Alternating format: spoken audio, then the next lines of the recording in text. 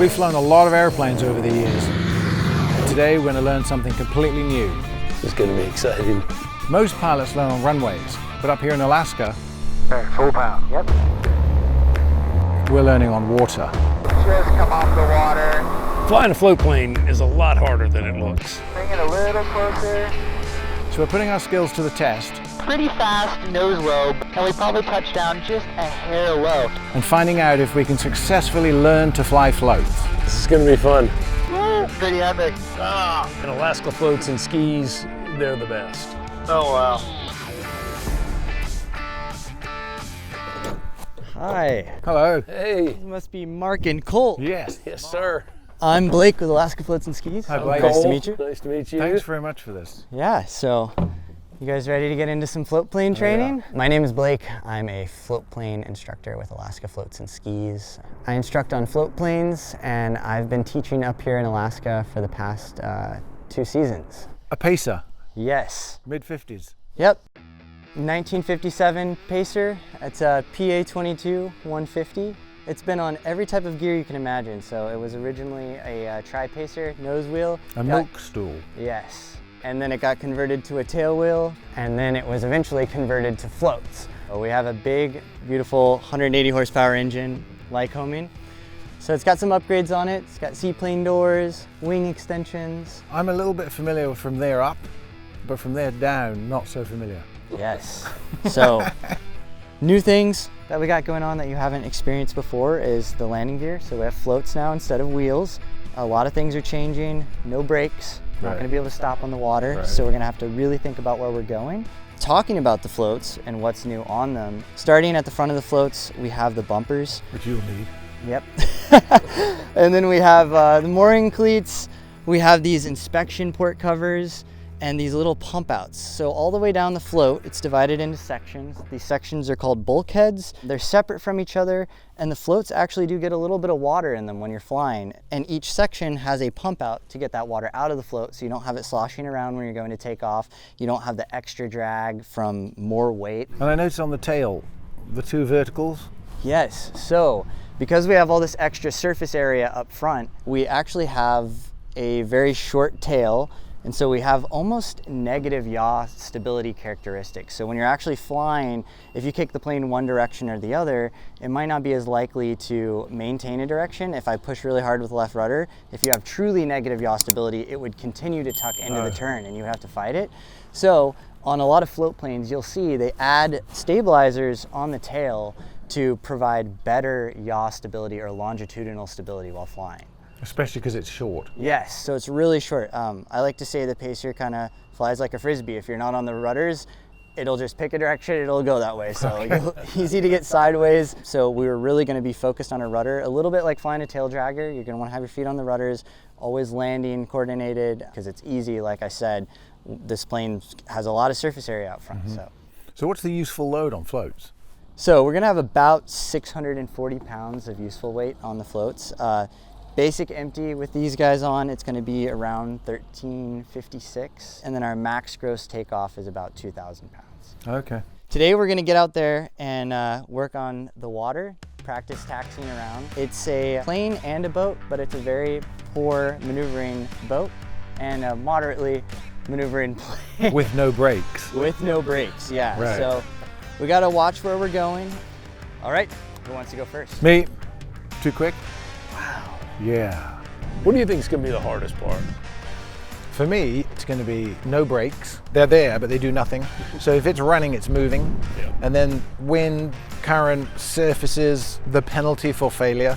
There's a lot of little things that are very different to a land plane. The water handling is going to be the biggest hurdle. Go ahead and give it a start. Clear. Clear. Give it a little pump. Just a little bit. A little more power. There you go. It's going to be fun. Awesome. As we taxi, we'll try to keep it below 1,000 RPM while we're idle taxiing. We don't want to throw water up on the prop. It's just like flying through heavy rain. It kind of eats up the prop. Okay. Contrary to a normal plane, on the float plane, we're not going to go all the way up to 1,800 RPM. We're only going to go 1,500 RPM, full aft pressure, and we're going to make sure we do it fairly quickly so as not to damage the prop with a bunch of water spray. It's inevitable we'll get some, but we try to minimize it as much as possible because it'll just eat through props on the water. So just 1500 RPM.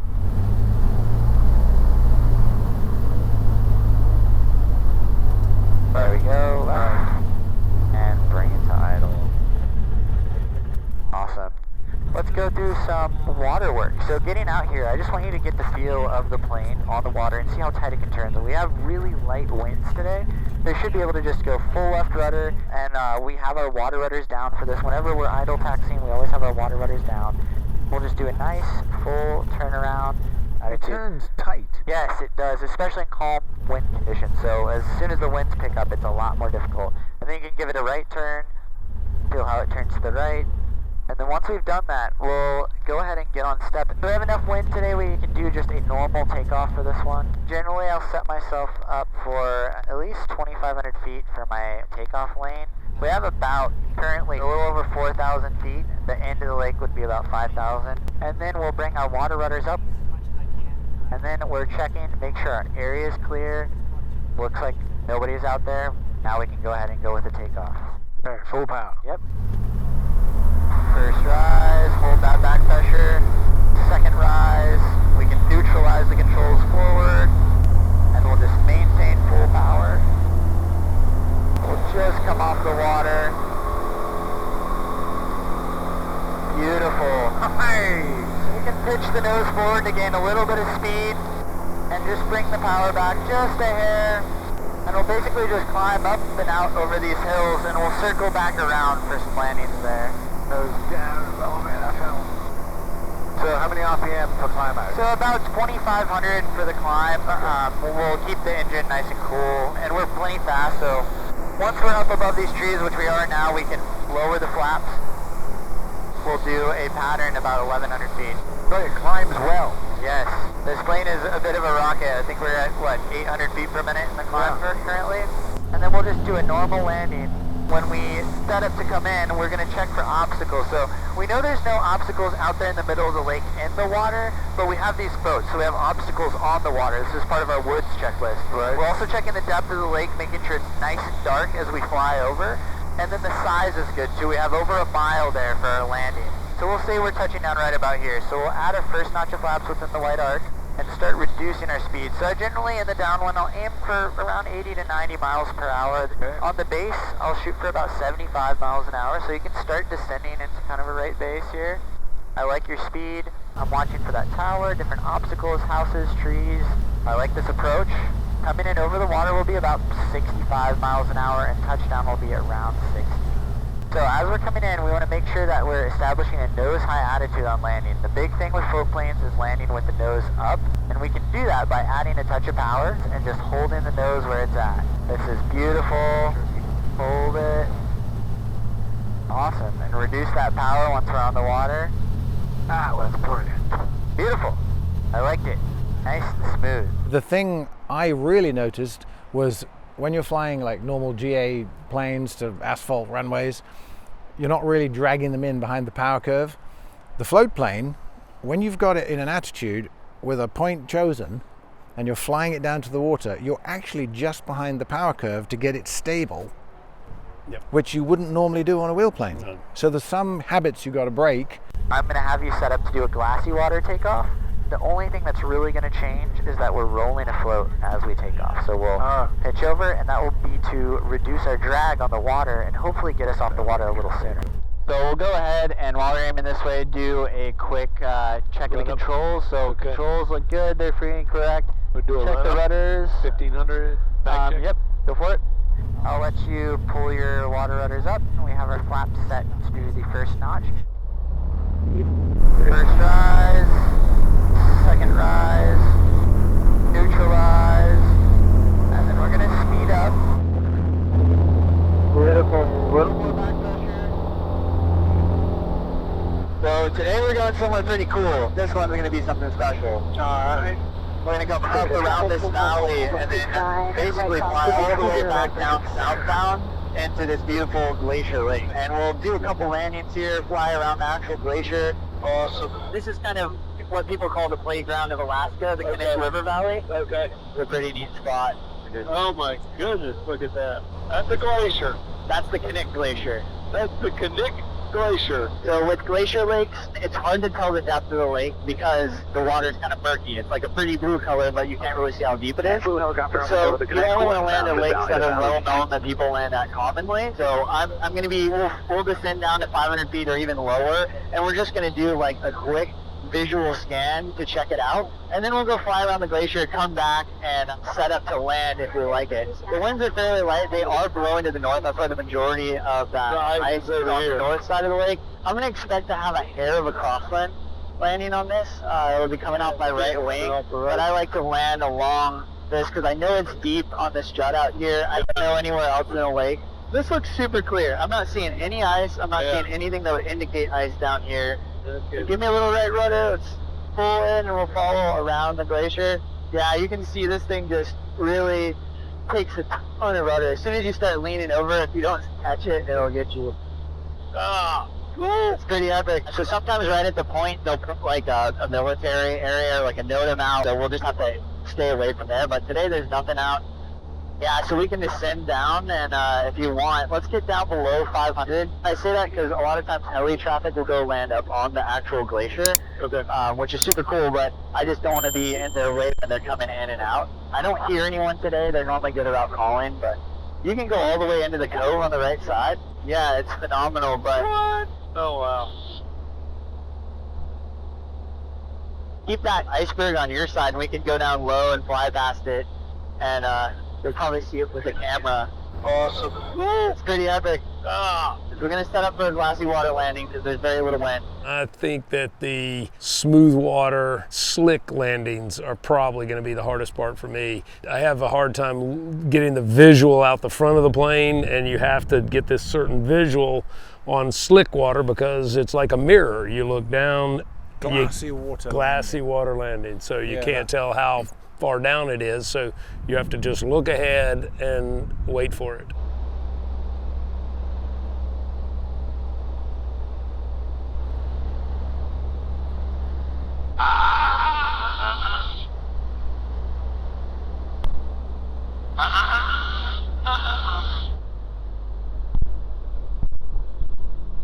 Okay, bust it up. Too fast? Nope, nose low. Nose low! Alright, tell me what I did wrong. What happened was you were pretty fast, nose low, but I watched as you got close to the water. You did bring the nose up a bit, and you did get slower, but we still touched down about 5 miles an hour fast, which doesn't seem like a lot, but it's relatively calm, and we probably touched down just a hair low. So what happened was, as soon as you catch the nose of the floats, like I said, that tuck tendency pulls you forward. You're going to like this one better. Next, let's do a rough water takeoff. For rough water takeoffs, it's like a soft field, very similar. Our goal is to get up off the water as soon as possible, and then stay in ground effect, and then climb out of VOI. We can use different techniques, roll and float. Some people use flaps, but for us, we're just going to fly off with our normal flap setting, not roll float. As soon as we're off the water, maintain ground effect. You're going to have 1 notch of flaps in, and we're good to go. So you go full power, and we're just going to let it fly off the water on this one. Full power, first rise, second rise. You can neutralize those controls. Let it come forward. And right about here, we're going to come off the water. You can feel it just unstick. You're really well balanced. And we'll stay in ground effect just until we're about 80, and now we'll begin climbing out at 80.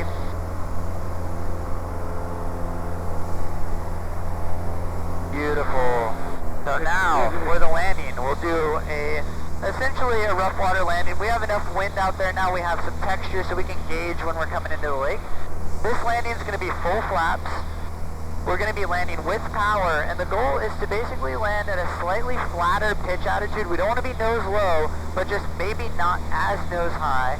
And the point is to basically crest the tops of the waves. If you were landing in truly rough water, you just want to be cutting over the tops of those waves.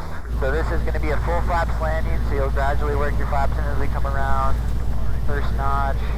And we're kind of on the base and within flap operating range, so I'll add a second notch now. And then basically short final, we'll add our last notch of flaps. This plane, it's very high drag, and when you go full flaps, it has a tendency to sink a lot, so we don't want necessarily that sink rate until we're a little closer. I'm going to get down to about the same as before, 75, kind of on the base. Okay. You can start your turn in now, add a little bit of power to kind of take away that sink rate here. And with rough water, we're not so concerned about landing in confined areas because small lakes don't generally get huge waves, so we're thinking about bigger lakes. Wait till you're past these trees. We'll fly over. Now you can go full flaps. There we go. And just gradually working our way down. You still want that nose up just a hair more. Right about here. Oh, a little power, add a little power. There you go. And we're gonna land, and it's just gonna be a hair flatter than what we were landing before. So right about there, reduce that power. And you can tell our nose wasn't, normally our nose is just a little higher with the landing attitude. That time it was a little flatter. But you still had some power in to carry you across. Yeah. Margin for error on a float plane is 4 degrees. You can be 1 below and 3 above for it to feel right. Otherwise you're burrowing and trying to water loop it, or you're dragging the tails. So there's this 4-degree window, so you've got to know that sight picture. I'm getting used to the new sight picture on water. I got 2 fingers of water above my cowling if I'm sitting in the seat in the right place. But yeah, just getting used to a new concept, really. That's the challenging part. And then we're gonna speed up, and we're gonna start to roll the float now. And then we'll let that nose forward, we'll gain some speed. I think the biggest misconception that I had about float plane flying was that it was easy. Basically, we're setting up on a really stabilized approach, much like an instrument approach. And we'll be gradually descending our way down to the lake at about 65 miles per hour, nose high attitude, and 150 foot per minute descent.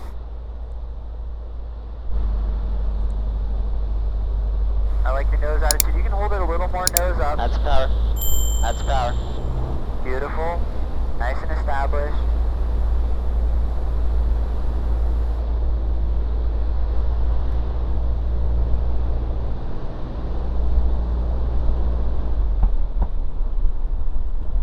There you go.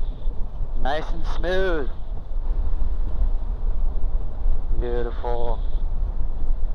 This one will be a confined area takeoff. So for this takeoff, what we're going to do is we're going to actually start downwind, and we'll stay on step taxi into a takeoff turn. And this is to simulate having a very small area to take off of. You can put 1 notch of flaps in just to simulate for the takeoff. So full power. First rise, second rise, neutralize those controls. And then bring that power back a little bit. Keep me to the right. And lead with aileron and rudder for these turns. We're going to cross over our own wake perpendicular here. Beautiful. Keep it a little more to the right. I want to use this whole area as my big turnaround. We'll start making kind of a left-hand turn here. That's weird. Yep. Add a little power so you don't fall off step. As you come into the turn, you need a little more power. A little more power, a little more power, a little more power, a little more power. It needs more power in the turn. You're like a slightly higher drag. And now as we straighten out to far end, it'll go full power all the way, straighten out our ailerons, and wait until it's ready to fly off the water right about now. Beautiful. I tell you what, that turn makes you think it's going to be... Yep. So we have very calm winds today, much higher than this, and you probably wouldn't want to make that downwind to upwind turn because the wind and centrifugal force are working against you. Right. And so it's very much a case-by-case scenario to decide if that's safe for the takeoff or not. One more landing and engine out. This plane's very short coupled. It doesn't have a ton of elevator authority, and when you reduce the power and you don't have prop wash over that, you lose a significant amount of elevator authority. So unlike most planes where you pitch to glide and hold glide the whole way in, I generally keep it around 80 miles an hour or faster as I descend. For this one, it's going to be more of a nose low attitude and just more of a normal flare that you're used to with a wheel plane maybe. Alright. And how high above the water are you flaring? 10 to 20 feet. So I'll flatten out about 20 feet and I'll let myself keep descending a little bit and then that's my gauge of, okay, now I'm going to just bleed off speed until I'm about 60 because I don't want to touch down fast. I'm still concerned with touching down too fast and having that nose pulling down, that tucking tendency, and I want to avoid that as much as possible. Okay. Bring it a little closer. There we go. Okay. Alright, just quit. Hold it here. This is fine. Bring the nose up just a hair more. You won't eke much more of a glide out of it than this. This is pretty... And no flaps. No flaps. Just holding it. We're still descending. I'm guiding you. I'm with my hand. So we're starting to level off right about now. A little more back pressure. A little more back pressure. Oh, I see. There you go. It goes all the way back. Yeah, you run out at the end. Yeah. Good stuff. Beginner's luck. What's different for me learning to fly a float plane is I thought that based on having 6,000 hours flying everything else, I could apply that. And a lot of the stuff in the air is similar, but the difference and the challenge is the water. I mean, that is the whole rating. It's the handling of the plane, taking it off and landing it. So it's much more different than I thought. It's not as similar to wheel planes. And look outside and look where the nose of your float's pointing. And we'll probably kill it here. Yep.